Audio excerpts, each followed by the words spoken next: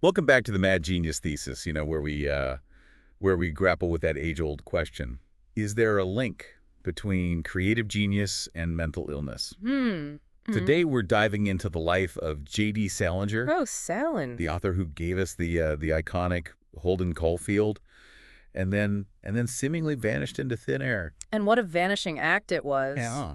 Kenneth Salinger, in his biography of Salinger, J.D. Salinger, A Life, he highlights a fascinating paradox. Okay. Salinger swore an oath never to speak of his harrowing World War II experiences. Right? Yet his writing, particularly those early stories, it seems to whisper those very traumas between the lines. Almost like he couldn't escape it, even if we tried to bury it deep. Yeah. Makes you wonder, did those wartime experiences fuel his creativity, or were they a weight dragging him down? Right. We've got Slowinski's biography, some excerpts from letters and interviews, and of course, The Catcher in the Rye. Of course. So let's see if we can trace those fingerprints of trauma and maybe understand Salinger a little better. Okay, well, to understand Salinger, we need to understand his roots. Yeah. He wasn't your typical Upper East Side kid. Right, not your average Park Avenue upbringing. Born in 1919 to Saul and Miriam Salinger, his background was a fascinating blend of Jewish and Christian traditions, something that would later become a recurring theme in his work. Imagine celebrating both Christmas and Passover, Wow. never being pushed towards synagogue or church. It created this unique sense of in-betweenness. You can definitely see that reflected in his characters. Oh, yeah. Like the glasses and the Tannenbaums. Yeah. They grapple with that dual heritage, constantly navigating these two worlds. Uh-huh. It's like Salinger was working through his own sense of identity on the page. But Slowinski also paints this picture of Salinger's parents as social climbers, Oh, interesting. constantly striving for acceptance in the elite circles of 1920s New York. I see. Do you think that contributed to Salinger's later reclusiveness? Maybe he was rebelling against that whole world of ambition and social posturing? That's a great point. It's certainly possible. And let's not forget Salinger's rebellious streak in his youth. Oh, We're talking multiple expulsions from different schools, yeah. McBurney School, then Valley Forge Military Academy. Wow. Was he acting out, or was he searching for something more authentic? And this is where it gets interesting. We see early hints of themes that would later dominate Salinger's writing. Think about those summers at Camp Wigwam. Okay. Slowinski suggests these experiences ignited a love for nature in Salinger, I see. a love that would later become both a refuge and a prominent setting in his stories. Exactly. It's like those early experiences planted the seeds for both his writing and his eventual retreat from the world. And speaking of those formative experiences, we can't overlook the pivotal role of Whit Burnett, the editor of Story magazine. Ah, Whit Burnett, a true champion of young writers. Yeah. He saw something special in Salinger, didn't he? Absolutely. Yeah. In a letter to Burnett, Salinger even wrote, "I'd do anything for you short of committing murder." Wow. Okay. That's quite a statement, don't you think? It really is. Imagine having that level of devotion to your craft. To your mentor. Yeah. Your mentor. That's certainly intense. But it speaks to Salinger's dedication, his Yeah. burning desire to be a writer. Right. And Burnett, to his credit, recognized Salinger's potential and nurtured it. He became a guiding force, pushing Salinger to hone his craft. It was under Burnett's mentorship that Salinger published his first story, The Young Folks, in Story magazine in 1940. Oh, wow. He was only 21 at the time. What's crucial here is that Salinger then makes the bold decision to drop out of Columbia University to pursue writing full-time. Really? And remember, this was against his father's wishes. Talk about a turning point. Yeah. This is where we see Salinger's determination solidifying, his willingness to defy expectations and forge his own path. But then, as he's coming into his own as a writer, World War II explodes onto the scene. Right. Salinger is thrust into the horrors of war, serving in counterintelligence, no less. And counterintelligence, for those who might not be familiar, is a branch of military intelligence focused on espionage, deception, and psychological warfare. It involves operating in the shadows, dealing with ambiguous moral situations, and confronting at the darkest aspects of human nature. It's not hard to imagine the toll that kind of experience could take on a young man's psyche, especially someone as sensitive as Salinger seems to have been. It's like he's gone from the relative safety of the Upper East Side to the front lines of a global conflict. Yeah. And Slowinski doesn't shy away from detailing the horrors Salinger witnessed. Right. The liberation of Dachau, the Battle of the Hürtgen Forest. These were some of the most brutal battles of the war. To experience that firsthand must have been utterly devastating. And yet, Salinger swore never to speak of it. Really? He made this vow to keep those wartime experiences buried, a secret he'd take to the grave. But can trauma truly be buried? That's a good question. Doesn't it seep out in other ways, perhaps in the art we create, the stories we tell? That's the question that keeps circling back to us. Yeah. How could those experiences not leave their mark on his writing? Take, for example, his story, Last Day, the Last Furlough, published in the Saturday Evening Post in 1944. Salinger writes, "It's time we let the dead die in vain. It's never worked the other way, God knows." There's this chilling sense of disillusionment there, a grappling with the meaninglessness of war that's hard to ignore. And he wrote this while still serving, Wow. while still immersed in that world of conflict and death. Right. It's fascinating that while experiencing the war firsthand, Salinger is also using writing as a means of processing it. Yeah. It's almost like he's trying to make sense of the chaos, to find meaning in the midst of destruction. And you can't help but wonder if writing became a coping mechanism for him, a way to channel those unspeakable experiences into something tangible, something he could control. There's a story, The Magic Foxhole, published in 1945, where he describes a soldier so traumatized he can barely function.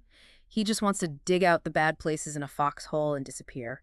It's raw. Yeah. It's heartbreaking, and it's hard not to see echoes of Salinger's own struggles in that character. It's like he's giving us a glimpse into the darkness that he himself might have been grappling with. But amidst all this, amidst the war and the trauma, something remarkable happens. What's that? Salinger's writing starts to get noticed. He's publishing in major magazines like the Saturday Evening Post and Collier's.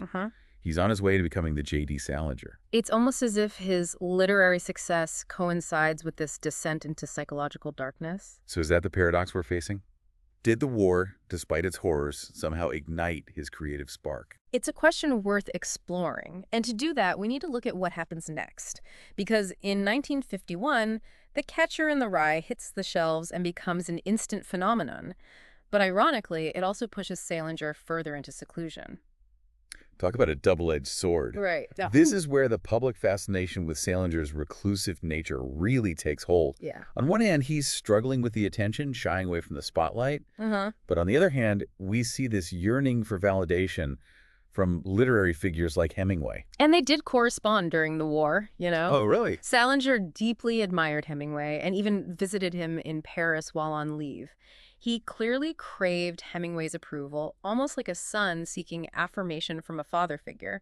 And Hemingway, in his gruff way, seemed to recognize Salinger's talent. He called The Catcher in the Rye a hella good book. High praise from Hemingway indeed. But even that validation couldn't shield Salinger from the overwhelming pressures of fame. Instead of embracing the spotlight, he starts to withdraw, seeking refuge in his writing and exploring those themes of alienation and the desperate search for connection that are so central to The Catcher in the Rye. Holden Caulfield struggles with the phoniness of the adult world, his yearning for authenticity and connection. They mirror Salinger's own in a way that's both fascinating and unsettling. Right. It's like Holden became this embodiment of Salinger's own anxieties and desires. And it's around this time that the Glass family saga begins. It's as though Salinger created this fictionalized version of his own family to delve even deeper into those complex themes that were haunting him. Stories like Franny and Zooey and Raise High, the Roof Beam, Carpenters. They offer these intimate glimpses into the Glass family's eccentric world. They're brilliant, but also so deeply introspective. You can practically feel Salinger wrestling with these big questions about spirituality, family dynamics, and the search for meaning. It's heady stuff, but completely captivating. But then in 1953, Salinger makes this drastic decision. He leaves New York City and retreats to Cornish, New Hampshire. He essentially vanishes from public life. He becomes this enigmatic figure, building fences, avoiding interviews, fiercely protecting his privacy. It's like he's trying to construct a fortress around himself and his work. It's this paradox, isn't it? He achieves literary fame with a story about a boy who desperately wants to connect, and then he chooses to disconnect from the world entirely. And the more he withdraws, the more the public's fascination intensifies. Right. It's a classic case of the less you reveal, the more people want to know what you're hiding. So we're left with this question. Yeah. Did Salinger's retreat allow his creativity to flourish in a way that wouldn't have been possible in the public eye? Or was it a sign of his struggles, a retreat from a world he could no longer handle? It's a complex question, and to delve deeper, we need to consider what Salinger was doing during those years in seclusion. Because even though he stopped publishing new material after 1965, he never stopped writing. This is where it gets really fascinating. Yeah. He's working on new material, but refuses to publish it. Really? It's like he'd reached a point where the act of creation was enough. The validation of the outside world no longer mattered. So what was he trying to protect? His privacy? Yeah. His sanity?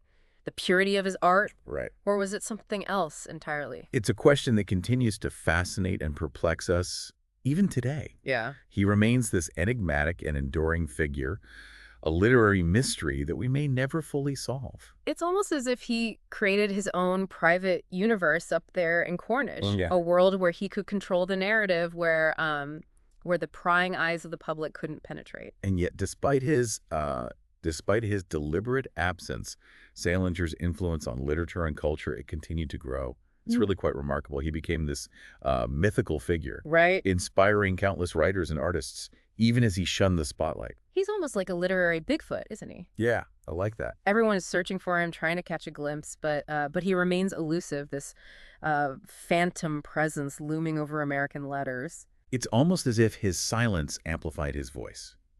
And remember, this is all happening against the backdrop of, a rapidly changing America. Right. The 1960s were a period of immense social and political upheaval. Civil rights, the Vietnam War, the counterculture movement. The world is in a state of flux, and Salinger, this voice that had captured the angst and alienation of a generation, he chooses to remain silent. There's a real tension there, isn't there? There is. You have this writer who so perfectly articulated the anxieties of a generation, but who then chooses to completely disengage from the very issues that are fueling those anxieties. It makes you wonder if he truly understood that generation at all. Was Holden Caulfield just a reflection of Salinger's own internal struggles? Or did he tap into something larger, something universal? It's a question that continues to be debated, but what's undeniable is that Salinger's writing continues to resonate with readers. Yeah. Even decades later. There's a timelessness to it that transcends specific social or political contexts. And that's the paradox of Salinger.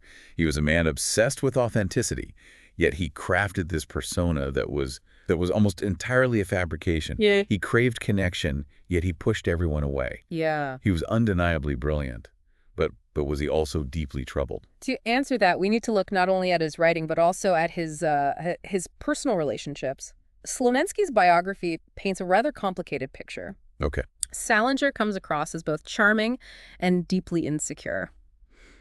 He had a series of intense but often short-lived romances. It's like he was constantly searching for something, but never quite finding it. Right. He was married twice. Oh, okay. First to Sylvia Walter in 1945, but that marriage ended quickly. Then in 1955, he married Claire Douglas, a Radcliffe student who was significantly younger than him. And their marriage, while it lasted for about a decade, was by all accounts quite turbulent. They had 2 children together, Peggy and Matthew. But Salinger's reclusiveness and his almost obsessive dedication to his work, an immense strain on their relationship. They ultimately divorced in 1967.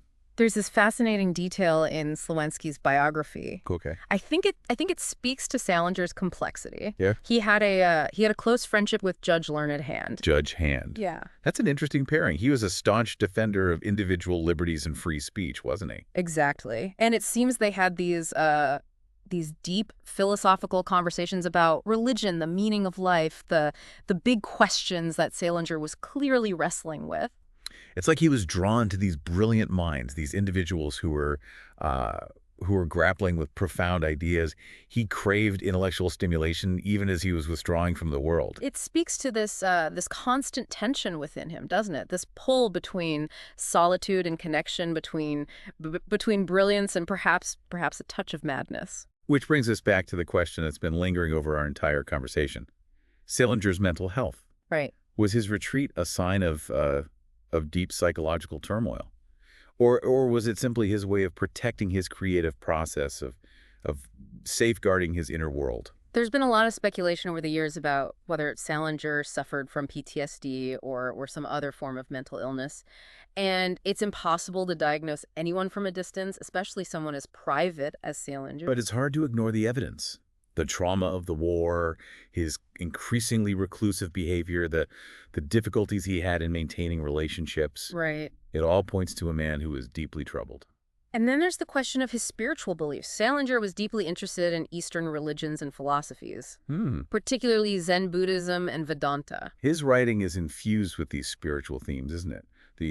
The search for enlightenment, the interconnectedness of all things, the importance of finding your true self. It's as if he was searching for a path to peace and understanding, a way to make sense of the chaos and suffering he'd witnessed. But did his spiritual beliefs bring him solace? Or did they further contribute to his isolation? Did he find the answers he was seeking, or did they ultimately elude him? It's another one of those Salingerian mysteries that we may never fully unravel. Right. We're left to piece together the fragments to draw our own conclusions based on the limited evidence we have. What's particularly striking is how Salinger's interest in Eastern religions intensified after he stopped publishing. It's almost as if he found a new form of expression in those teachings. Okay. A way to communicate with the world without having to directly engage with it. It's as if he created his own private religion, a way of life that was completely separate from the world he'd left behind.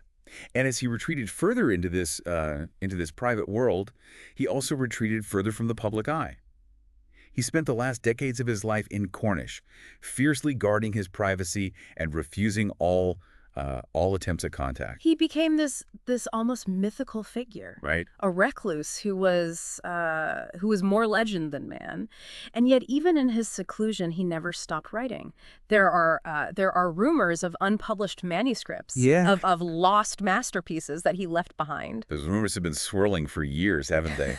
It's the holy grail for Salinger fans. Will we ever get to read these lost works? Yeah. Will they shed new light on his genius, his struggles, his life? It's a question that continues to tantalize us, and one that unfortunately may never be answered definitively. But what we do have is his published works. Yes. And that, in and of itself, is an incredible legacy. Absolutely. It's a rich and complex body of work that continues to challenge and inspire us. Yeah. And it's a testament to the enduring power of Salinger's voice. Right. Even in silence. So is J.D. Salinger a mad genius?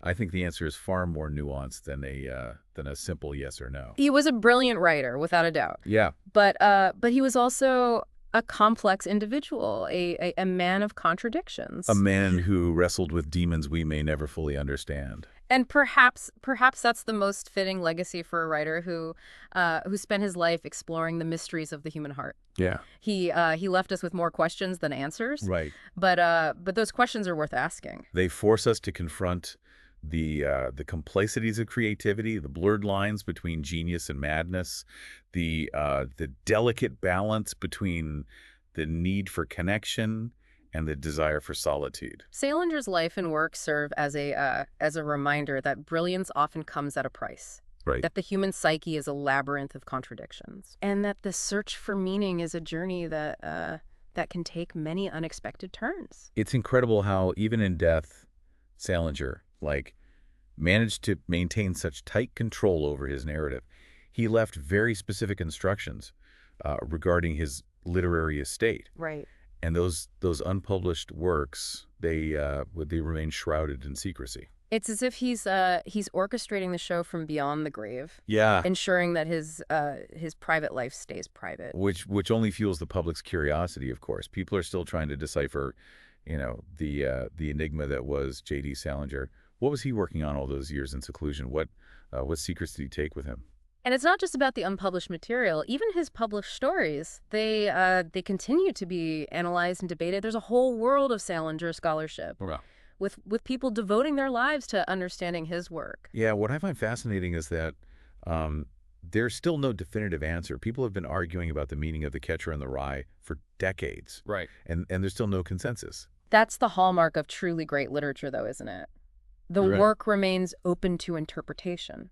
No. Speaking to different people on different levels. Right. It keeps generating thought and discussion long after it's been published. It's like he planted these seeds in our minds, and they just keep growing and evolving. There's a particularly poignant detail in Slowensky's biography that I keep coming back to. Okay. In the second printing of Raise High, The Roof Beam, Carpenters, and Seymour. In introduction, Salinger included a dedication that reads, "If there is an amateur reader still locked in the world, or anybody who just reads and runs, I ask him or her, with untellable affection and gratitude, to split the dedication of this book 4 ways with my wife and children." It's as if he was acknowledging his readership, even while retreating from the world. Yeah. A recognition that that his work had touched lives. A silent gratitude for that connection. It's a beautiful sentiment. It is. And it speaks volumes about the power of art to bridge gaps. Right. And forge those intimate connections between a writer and their readers. Even in his isolation, Salinger was tapping into those universal truths about the human condition. Yeah. About the search for meaning and connection. And ultimately, isn't that what we all crave? Yeah. To connect, to find meaning, to feel a little less alone in the world. Salinger might have been a recluse, but his writing, it serves as a powerful reminder that we're all part of something bigger than ourselves. Precisely. He might not have provided all the answers, Right. but he definitely gave us plenty to ponder. So as we conclude our deep dive into the life and work of J.D. Salinger, the question remains, was he a mad genius? I think the answer is far more complex than a simple yes or no. Yeah. He was a brilliant writer, a troubled soul, a man of contradictions. Perhaps the real genius lies in the questions he posed, the mysteries he left behind, the enduring power of his words to resonate across generations. He challenged us to think differently, to examine our assumptions, Right. and to search for beauty and truth in the most unexpected places. And in a world that often feels increasingly phony, that's a legacy worth celebrating. Absolutely. Thank you for joining us on this episode of the Mad Genius Thesis. We'll be back next week with another fascinating exploration into the intersection of creativity and the human mind.